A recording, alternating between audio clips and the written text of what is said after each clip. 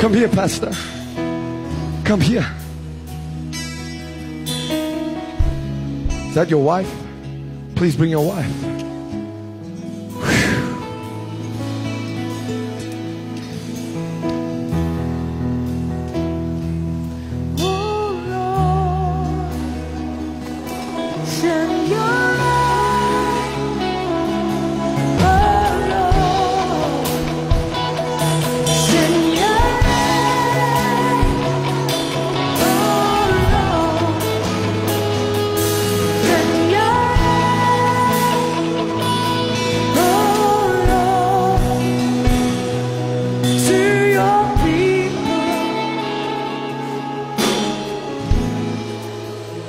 The power of God is all over this sister right now.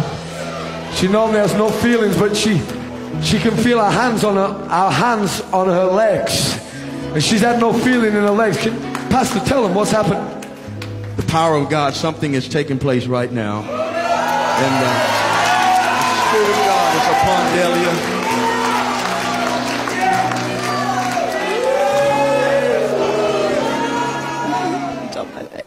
I'm feeling your hands on my legs. No. I could feel sensation before, but I couldn't feel actual feeling.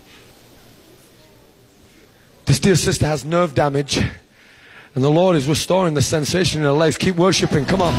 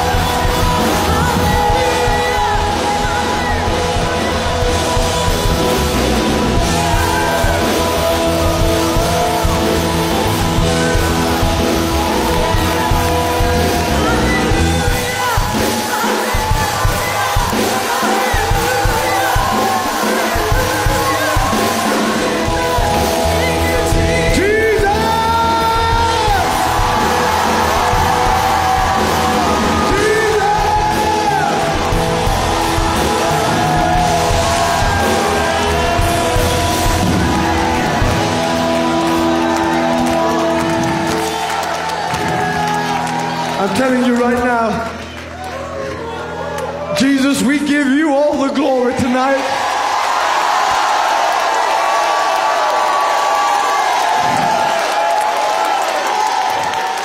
You know, our sister then, she started going like this. I thought, Lord, is there any strength? She said, no, I'm doing this on purpose. I'm doing this on purpose. There's a recreative thing happening in her spine right now. Come on, give Jesus some praise. Hallelujah!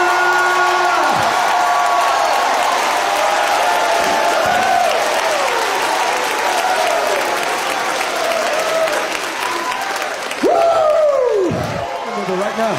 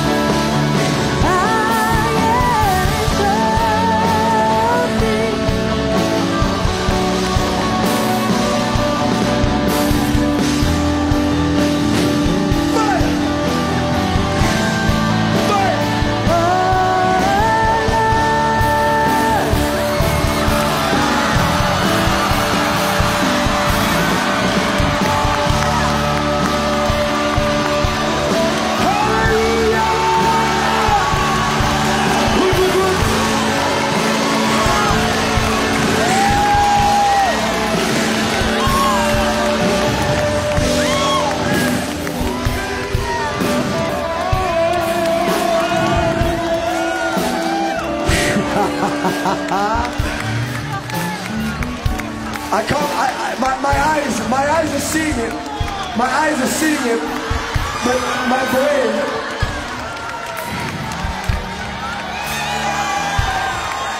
Come on, somebody! Give Jesus!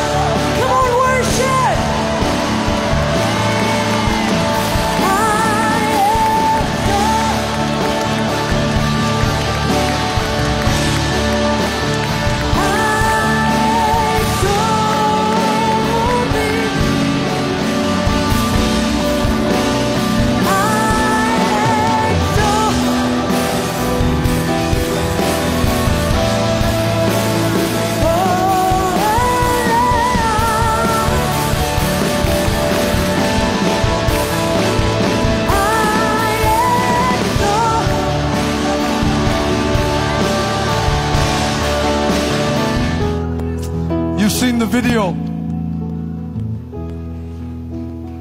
Now we have the great pleasure of welcoming Sister Delia Knox and her husband Levy Knox. Give Sister Delia a mighty shout.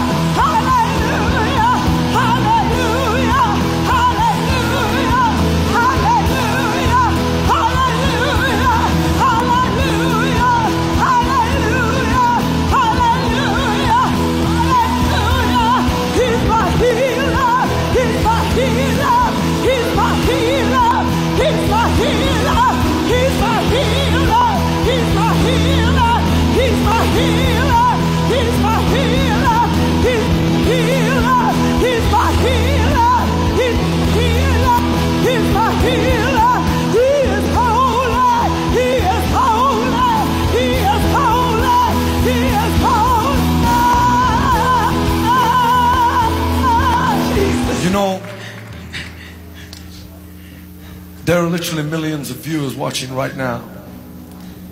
And you know, we say all the time, you know, that you were paralyzed for 22 years. 22.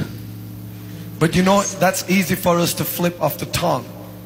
It's easy for me to proclaim 22 years. But I want you to tell us that there are people in wheelchairs right now that are watching. Could you tell them day to day for 22 years? I can tell you that for the first 10 years, I would rise every day saying, would today be the day? Would today be the day? And I'm getting emails all across the nation and beyond with people that have been hoping, and they've given up hope. And I know what that's like, because for the first 10 years, I would rise in the morning and I would say, would today be the day?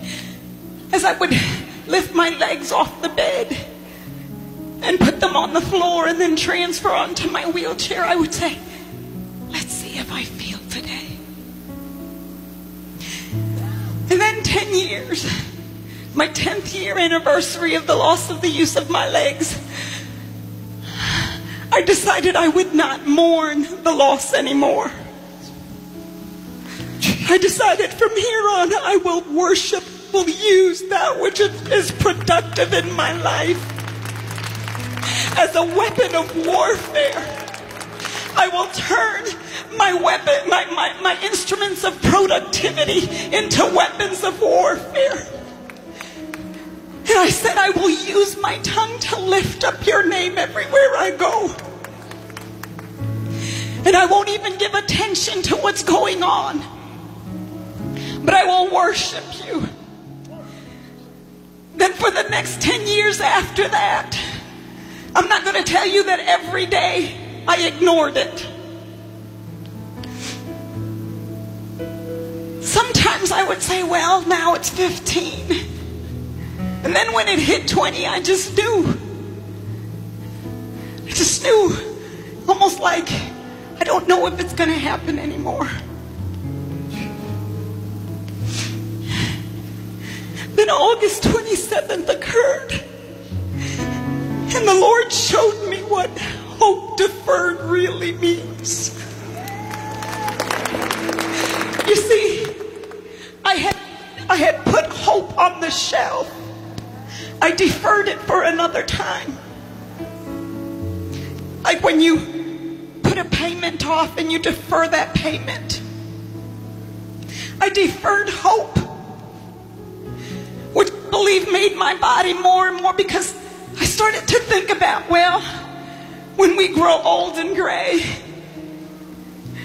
how is my husband going to be carrying me? I started thinking about, I'm going to end up in a home somewhere, a nursing home somewhere, because I would never want to burden anyone, and I never had the privilege of birthing kids naturally, obviously. And so I thought,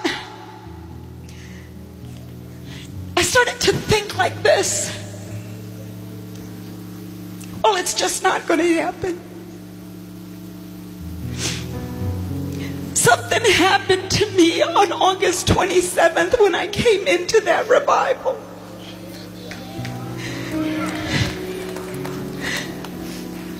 It was when a baby came forth for prayer, when two parents brought a baby.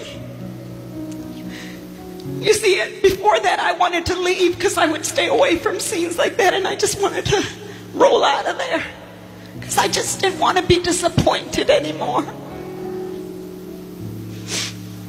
I'm trying to be as real as I can. Go ahead. Go ahead. The power of God, I'm telling you right now. I'm not going to tell you that.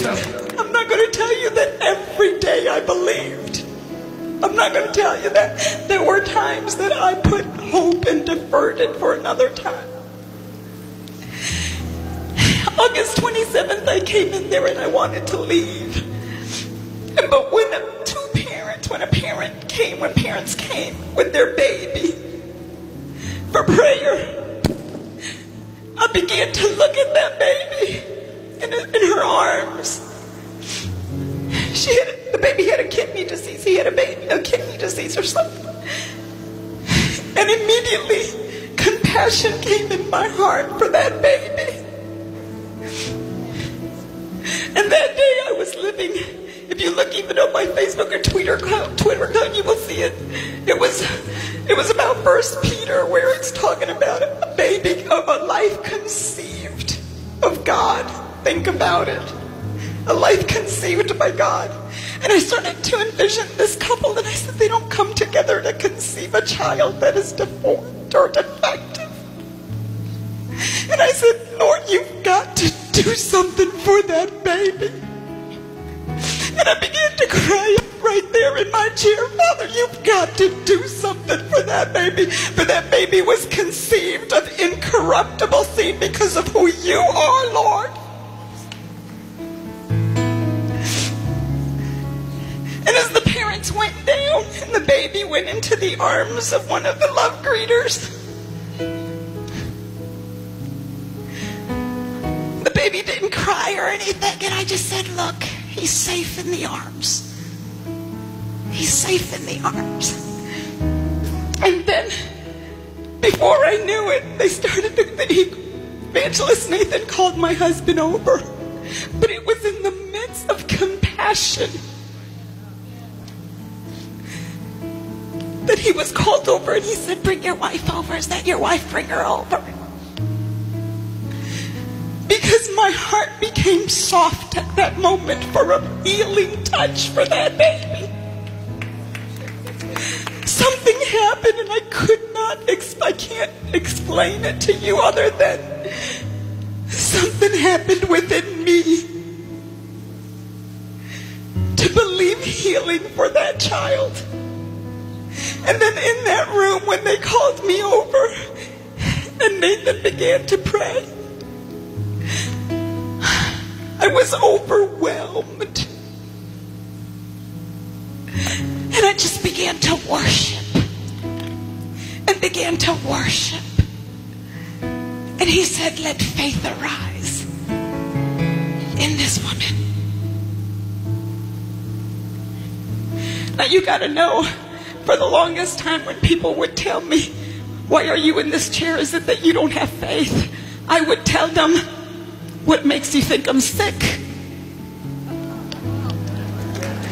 But that night, in the midst of compassion, my heart was softened to the point where I said, Lord, I allow you to do what you need to do in my life.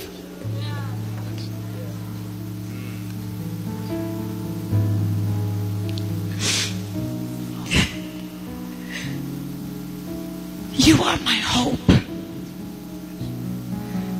And in my mind, I just said, just don't disappoint me.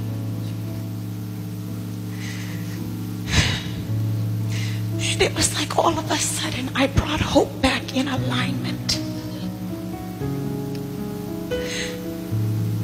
I can't explain it to you other than I just felt the hands on my legs. Something happened. It was like I had a Charlie horse going down, and it was like, bing. And then all of a sudden I could feel them, feel strengthened, and I didn't want to stop. But then when I went down,